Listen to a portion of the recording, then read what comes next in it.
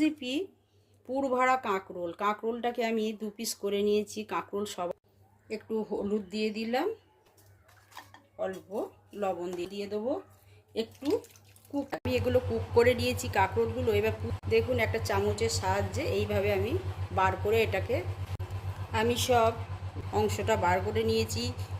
একটা হাফ পেঁয়াজ কুচোনো নিয়েছি, রসুন কুচোনো আছে, লঙ্কা কুচোনো আছে, গরম মশলা গুঁড়ো আছে, সামান্য হলুদ আছে, লবণ আছে, জিরে গুঁড়ো আছে, ধনে গুঁড়ো আছে। এইটা একসঙ্গে মিক্সড করব। এর সাথে আমি দেব সব মশলার সাহায্যে মেখে নিই। আমি কর্নফ্লাওয়ার আর দেব ছোলা। এবার দেখুন এই কাঁকরোল যে ফাঁকা করে রেখেছি, এতে এবার আমি আস্তে আস্তে আর খেতেও খুব টেস্ট নেব।